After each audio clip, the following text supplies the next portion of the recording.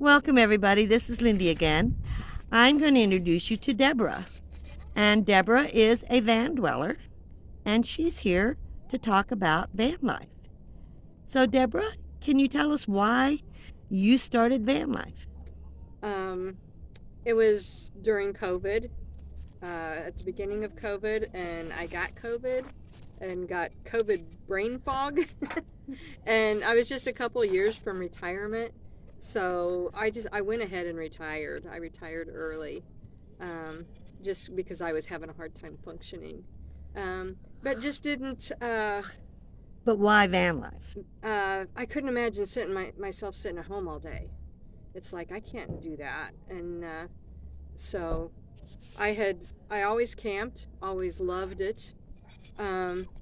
Saw Bob Wells popped up on, because I had a car at the time, and I had Googled car camping, and Bob Wells popped up, and I was like, that's what I'm going to do. That's my life. That's what I want to do. So are you full-time? I am. So did you sell everything and move right into a van, or what was the process? The process was, I gave work plenty of notice to replace me. I started getting rid of stuff, and had set a date, to have everything done and leave, and went through that. I at the time I just had, my car was a Kia Soul, and I had my little Kia, and I bought a rack to go on the back, and it was like, okay, this is all I can keep. This is it.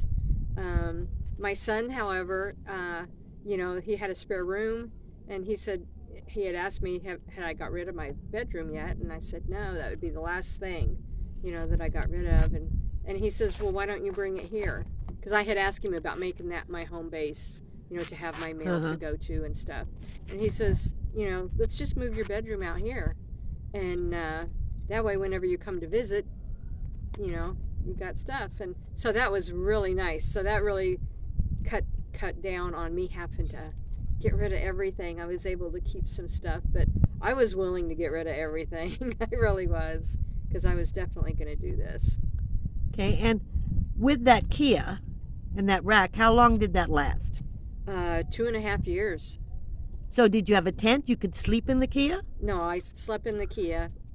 One of my grandsons and I took out the seats, the back seats, cut a board to make the floor flat, and I got some foam and put on the floor and took off. That was so you didn't have a problem with it, because a Kia is very tiny. It's very tiny.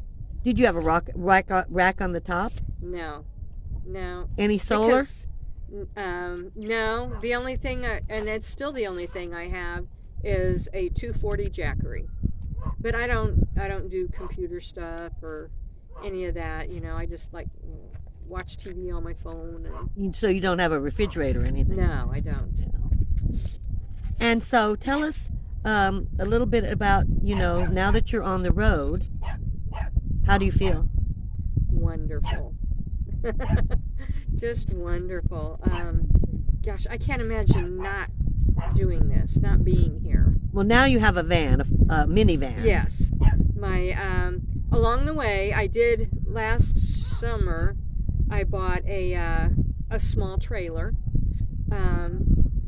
to put my stuff in, and that way I wasn't having to keep moving stuff around in my car whenever I wanted to lay down and sleep. And so I bought this little trailer, and my youngest son, when he saw it, he's going, Mom, I could do so much with that trailer. Let me show the trailer.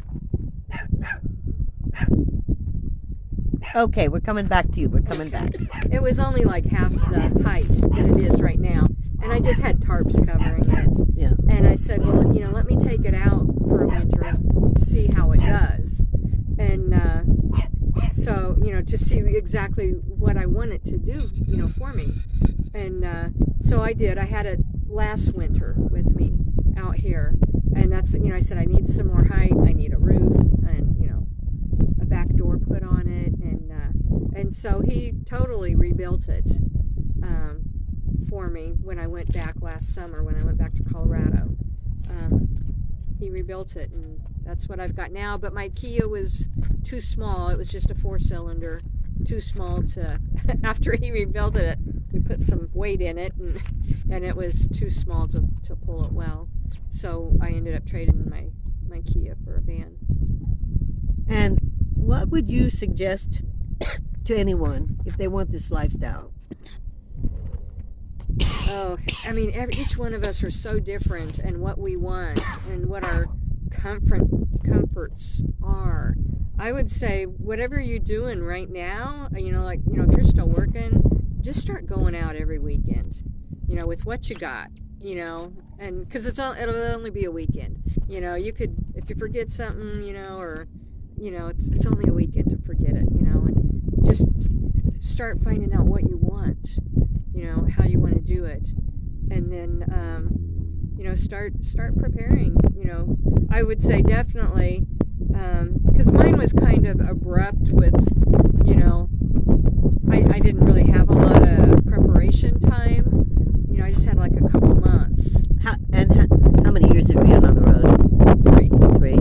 And if you need a bigger vehicle, set up a plan to purchase one, trade your car in, or do whatever you need to do. And you could start buying your solar, and if you're testing it out, testing the waters, you kind of learn then what you can use, what you don't use.